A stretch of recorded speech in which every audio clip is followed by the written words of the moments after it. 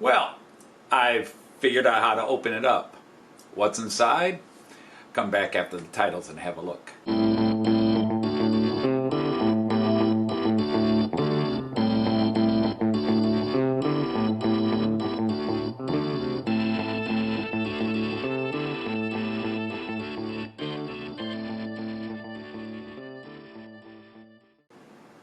Hey everybody, Anthony Dodge, the Model Train Outsider, the Miracle Outsider, back with another video, and this is what, 6 in the last week and a half, 2 weeks. I'm sorry, lots of things going on, and I like to share it with the train community because, Joyce gets tired of me telling her what I'm doing. But be that as it may, I managed to, with the help of Ifo von Sohn, my walking train encyclopedia, one of many, he sent me a link of a model train shop in Cologne, Germany, or Cologne as we say in English and in French. And they had the diagram, they had the manual for this locomotive, at least the spare parts manual and how to take it apart. And that's what I really needed. And it was where I thought it was, but it did come apart differently than I expected. I really thought it worked one way, and so I'm glad I didn't force it. And so thank you, Ifo. You saved me from potentially damaging it. I was really investigating it, but just the way it looked was not the way it came apart. So I am not a motor tech. I do not like to take these apart unless it's relatively small and I can look at it A, B, C and go, yep, I see what's going on there. So I did not take this apart. I just took off the shell and looked at the motor, and it was immaculate inside, very clean. Maybe a little bit of some dried off oil that had caked off, so I just kind of scrubbed the gears a bit and just put a little new lubricant on them. And I went through all the wiring, which you'll see, a lot of little micro wiring, and just to see if there was something, but there was nothing obvious, and there still is nothing obvious. So have a look at what I was able to do in the next couple of snippets, and then I'll come back and wrap it up. From this video, you can see that I have figured out how to remove the shell, thanks to Ifo for finding me an online version of the manual. That it was where I thought it was, but it did not connect in the way I thought it did. It was actually reverse engineered from what I expected. All right, so the first thing I'm going to point out is if I get into the gearing here, there's a little bit of flaking from some old oil, I'm assuming, but these are clean. There's nothing in here to suggest that anything is really messed up. And it does run well. And it ran even better when my grandson and I were running it. So I might just clean that up a little bit. You know, nothing worth putting on camera. Just brush that stuff out. Maybe clean off a little oil and spritz a little oil in there. Just to keep it viable. But the only issue are the lights, and I will come around here. The lights are down in here. We'll have to focus. There you go. And it's 2 incandescent bulbs, and it's the same on the other end. So I am going to assume that there are no tail lights. Since this would light up, these would light up, and then when you go inside the cab, as usual, you have what we call light tubes. So you have the light tubes. Although they did spray color these tubes. They did spray color these, which makes me think that they should light up, because you have your color tube here. So that tells me, the way these are sprayed red, that yes, the tail light should be working. The lights are working, and I'm not seeing anything in the wiring and I don't want to mess with this wiring. I'm not seeing anything in the wiring because the lights do eventually come on. The lights actually do come on as it runs for a while. It's like gradually the power works its way. I'm trying to find if there's loose wires, and obviously we have 2 wires here to each light, And then you follow these to their solder points here. And I'm not seeing anything that's loose on the soldering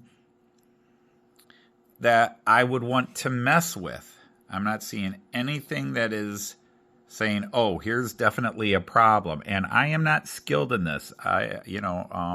Microelectronics are not my field of expertise. If I saw a loose dangling wire, then I would be thinking, aha, problem found. But that's not the case. There's nothing that's loose. There's no solder point that's broken. And as I said, the lights do work in both directions, but they don't light up as tail lights, probably because the lights aren't glowing enough. But I'm wondering, as this gets run in a bit, that maybe the electrical system runs through it. But I don't see anything. The motors are looking clean. And, when you get down inside of here and look, the gearing in here looks good. And it's running very well. In fact, it's been running better. My grandson and I ran it for a bit yesterday. And it just got smoother, but the lights are still an issue. So I am just not seeing anything that I would want to work on that would specifically fix the lights. I am looking at where power lines come down and attach on the tabs here, and I'm just not seeing anything. I am not seeing anything. Let me flip it around.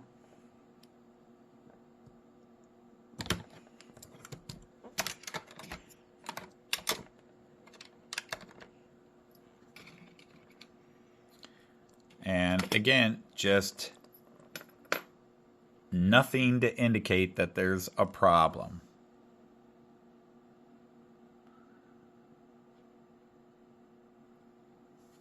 Now, for those who don't know how 3-rail works, we have a pickup shoe, or a schleife as it's called, and that is where you pick up your signals and your flow. And this is my third rail, right? Whoops. Let's make sure this is... And there's my third rail, these little nubs on the track here.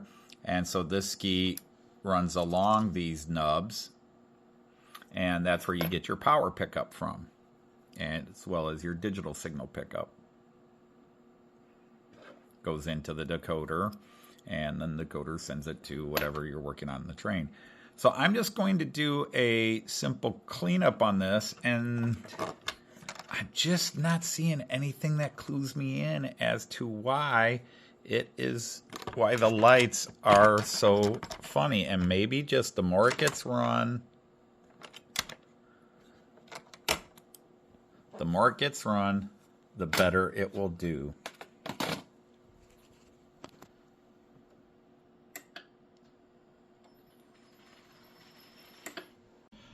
All right, experimenting a bit with this. It definitely needs, you can see it lights up front and back.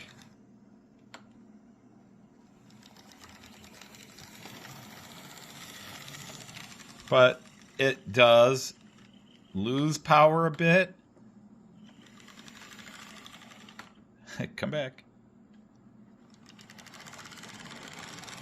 But both sides are working, so we have directional lighting, which is fine. Now, one thing I did find is these two wires here, and you can see this wire is stripped. This wire is stripped, and it was rubbing against this. I don't know if that was causing a short out, but you definitely have metal surface and a split in the line. And these wires were sitting in here, and I think over time this has rubbed the coating off here. So I'm going to try to stick a little electrical tape or sealant on this. And I want to figure out a way, maybe some black tack, to adhere it here, because these wires were getting pushed into this. And when I opened up the shell, they were rubbing against this. And I think you can even see on the gear here, there's a little bit of a streak that clearly is running it. Now, even with these pulled off a bit, you still see that the lights are inconsistent, that they kind of go on and off, especially in the one direction. But I'm going to fix that and just leave it be. Clearly the lights come on, and there's nothing else that I want to mess with, because everything seems to be fine. There is power going, and if maybe that is part of the problem, I will do what I can to solve it. But otherwise, everything looks good in the wiring. The condensate lights just obviously need some extra juice to come on, but they were coming on nice and bright there. And looking at the way the light tubes, as I was showing earlier, were done inside, they're clearly painted red to give a coloration of red, so they should be working in both directions, because in each case, one light works in one direction and the other light works in the other. So obviously they have the light tube set up to work that way. So I'm just going to put this, I'm going to put just a little bit of oil in the gears here, and I'm going to clean up just a little bit. There's not that much to clean. This is very clean inside. For the age of this locomotive, there is nothing that needs really fine-tuned, that I need to try to take it apart. And with all that wiring up there, I don't want to have to take things off. I just do not like micro soldering at all, and I'm just going to avoid it, because the only thing that is problematic right now are the lights. So I'm going to just a little extra oil in here, fix this up and see if I can get it to adhere somewhere that it won't suddenly start rubbing along the motor and flywheel in there. And because it was been rubbing here and even being attached there. Either way, I don't want to. I want to see if I can somehow adhere it and keep it off, but get a little tape wrapped on there just to prevent anything from happening. All right, so that's what I'm going to do.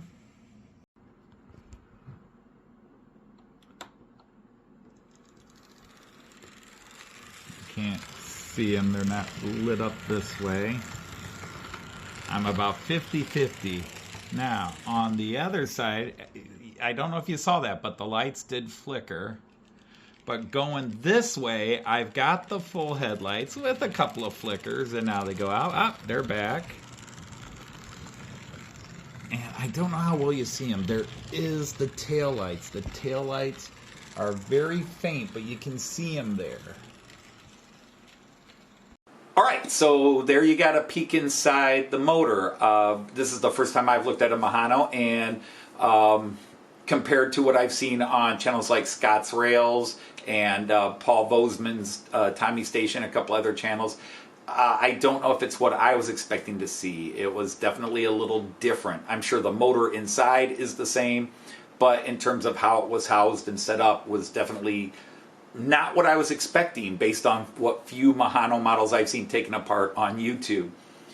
Now, you did see there was one issue, but that didn't seem to be an issue, and I'm not sure why it wasn't.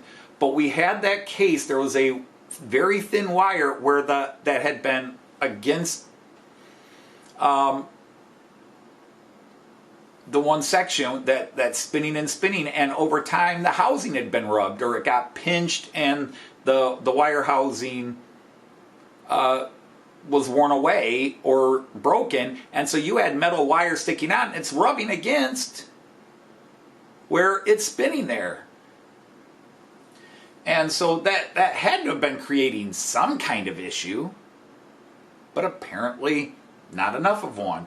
So I did tape up that area. I don't have the in bygone days I would have had rubber sleeves, or my dad, being an electrician, used to have this stuff that you just, with a hot iron, soldering iron, you melted onto it and it re-encased it. It just it re-encased it in a electric proof rubber coating, and I don't have any of that, so I used some electrical tape and just very tightly did it, and then I wrapped the two wires and I moved them off where they would not be rubbing against that section.